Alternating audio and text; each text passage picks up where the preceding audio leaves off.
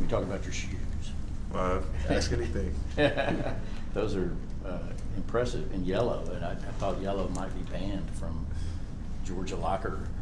They're KD3s. I don't know if y'all noticed, but I wear the pink ones in a lot of home games, stuff like that. So I like the loud color shoes and stuff like that. So I seen them online. I was like, hey, maybe I should just grab them. So we might pull them out. I don't know. Maybe. Is that like an NIL agreement? Is that like a Nah. You got an endorsement there? Nah, I just like what I see.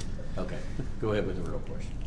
Noah, what stands out to you about this Alabama team you guys are getting ready to play? They're really talented. Like every SEC team, they're gonna play hard. They shoot a lot of threes. They have a good guard in Mark Sears. So Grant Nelson's really good for them. Aaron Estrada. They have a lot of really good weapons. So we got to be ready for them tomorrow. When you look specifically at Sears, what does he do well? He's one of the SEC's leading scorers this year. He's their engine. I mean, if in their wins he plays at a really high level, and even in some of their losses he's playing at a really high level. He's a really good guard. We have to contain him. If we let him come in and do what he's been doing, it's going to be a tough night for us. Guarding the perimeter with how many threes they shoot, I guess what are the challenges of that as a guard, trying to keep those guys off the three-point line? Just multiple efforts. Being in the gap like we preach every day, and still having the high hands because they shoot it so well. So, but even though they shoot well, they can get to the basket. They can create for each other. So we have to really, lock in on the defensive end. Something that we've done all season to eliminate some of their threes that they shoot. What kind of challenge is it playing a team that is so productive in transition like Alabama tends to be? We have to take good shots. Good shots leads to good transition defense. If we don't take care of the ball, that's when they're going to get out, and that really their talent starts to show and their ability to make threes. So we have to take care of the ball and take good shots. Which, obviously this team is resilient and it's played everybody tough. You're known now for your resiliency, but I guess at the end of the day, you got to have W's, and there's no moral victory. So how are you guys processing your ability to make up ground like you have in a couple of games as opposed to needing it, I guess, earlier on or what have you? Obviously we like the way that we fought in every game that we've been in, but the idea is we have to play a complete game to win those games. We're gonna have to start winning some big time games for us to get to where we want to get to, and that's the NCAA tournament. So we just try to take it one day at a time and try to get better every single day, and that's what we've been doing. Hopefully we can come out tomorrow and get the win against a good Alabama team. What is it about this team that allows you guys to cut in those sort of deficits where it may look like in the second half it's over, but guys are able to make the game? I think guys' ability to make shots. I mean, we've seen it against Kentucky. Jabri had a really good game. RJ had a really good game. I think the big thing is we just start playing defense and start guarding how we know we can guard, and we're gonna make a run. I think we're really talented enough to go on big time runs like we've been doing. We just have to try to do that for a complete 40 minutes of the game, and I think we would have a lot more wins than what we do right now. So.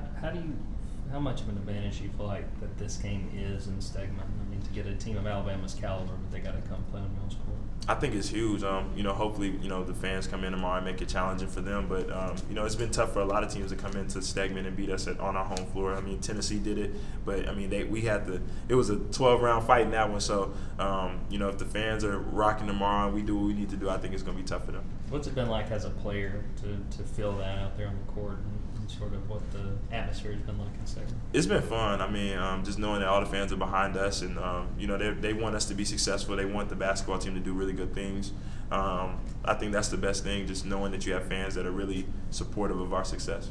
RJ's career high was 18 before this past Saturday. Had y'all seen something like that in practice? Did you realize he was capable of that type going off like that? I mean, my first day in the summer, I seen him, knocking down a lot of shots, making big time plays. So he's gotten better every single day. He's growing as a basketball player. He's kind of understanding, how to score, finding innovative ways to be more successful. And we've seen it against Florida. We need him to keep making those type of plays.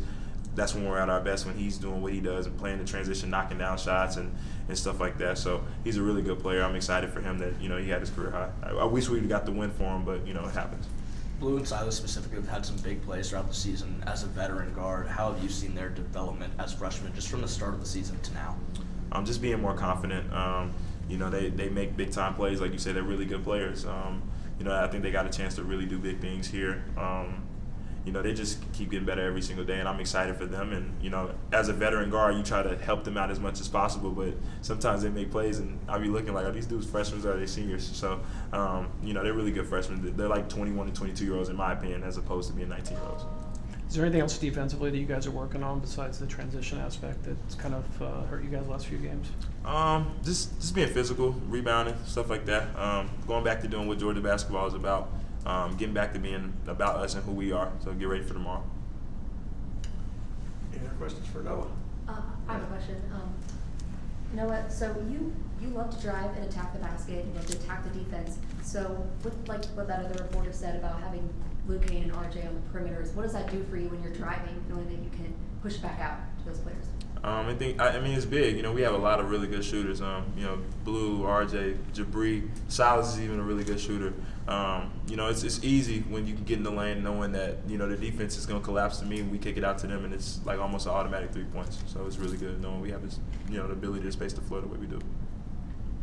With the veterans like you and a lot of the other players on the team, especially from last year's matchup against Alabama, is there anything that makes this game significant for you just as the players, anything you're bringing towards this game specifically? Well, I think what's special about us is that none of us were really here for that game. So we seen the result of it, but you know, I can't really worry about something I wasn't here for. So the biggest thing is just, you know, treating it like it's another game. You know, they got to come in here on our home floor, and then they got to try to beat us at our place. So the biggest thing is playing defense and playing the game the right way and having fun.